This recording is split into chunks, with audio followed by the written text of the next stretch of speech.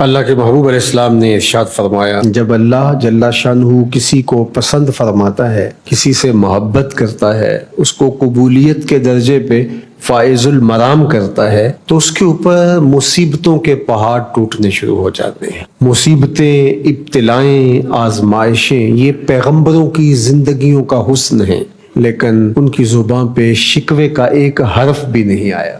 تو یہ ابتلا، یہ آزمائش بندے پر ڈالی جائے تو یہ اللہ جل شانہ کی طرف سے اس بندے پر اللہ کی رضا کے حصول کی ضامن بنتی ہے۔ پھر اس کے بعد اس شخص کا روئے سخن کدھر ہے، اس ابتلا کے بعد اس کا انداز نظر کیا ہے، اس انداز نظر سے پہچانا جائے گا کہ یہ بندہ بارگاہ قدس میں قبول ہوا یا مردود ہوا۔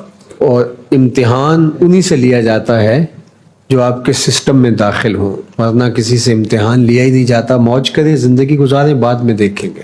اللہ کے محبوب نے ارشاد فرمایا، جب ایک شخص حاضر ہوا، اس نے کہا انی احبو کا، میں آپ سے پیار کرتا ہوں۔ تو آقا کریم نے فرمایا تم سوچ کے بولو تم کیا کہہ رہے ہو۔ عرض کی حضور انی احبو کا، میں آپ سے پیار کرتا ہوں۔ تو حضور نے پھر فرمایا اچھی طرح سوچ لو تم کیا رہے ہو۔ تو اس نے تیسری مرتبہ کہا حضور میں آپ سے پیار کرتا ہوں۔ تو آقا کریم نے فرمایا اگر مجھ سے پیار کرتے ہو تو پھر مشکلوں کے لیے تیار ہو جاؤ۔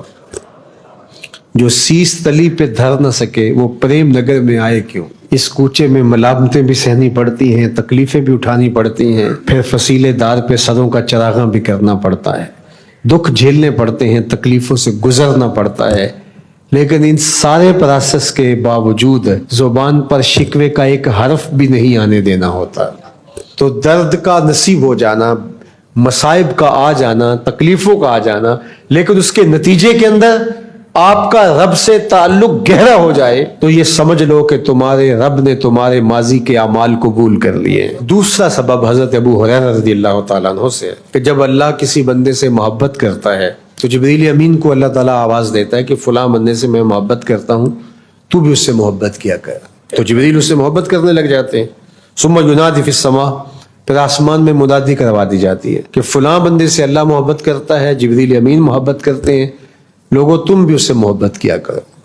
تو لوگ بھی جو آسمانی دنیا کے ہیں وہ اس سے محبت کرنے لگ جاتے ہیں۔ پھر اس کی قبولیت کو دنیا میں رکھ دیا جاتا ہے، لوگ اس سے پیار کرنے لگ جاتے ہیں، لوگ اس سے محبت کرنے لگ جاتے ہیں۔ یہ اس بات کی دلیل ہے کہ اللہ تعالیٰ نے اس شخص کی جد و جہد کو، اس کی نمازوں کو، اس کے روزوں کو، اس کے اعمال خیر کو، اس کی خدمات دینیہ کو، اس کی اچھائیوں کو، اس کے سجدوں کو، رکوع، قیام اور سجود کو اپنی بارگاہ میں قبول فرمایا ہے۔ محبوب علیہ الصلوۃ والسلام نے ایک تیسری چیز ارشاد فرمائی، جب اللہ جل شانہ کسی بندے کے لیے خیر کا ارادہ کرتا ہے تو موت سے قبل اس کو اچھے اعمال کی بے تحاشا توفیق عطا کر دیتا ہے۔ تو یہ اس بات کی دلیل ہے کہ رب نے اس کو اپنی بارگاہ میں قبول فرما لیا۔ چوتھا سبب علماء نے یہ بیان فرمایا کہ التوفیق للطاعہ، اطاعت کی توفیق کا میسر آ جانا، اور یہ بھی اس سے جڑی ہوئی چیز ہے جو میں نے ابھی آپ کے سامنے رکھی۔ ورنہ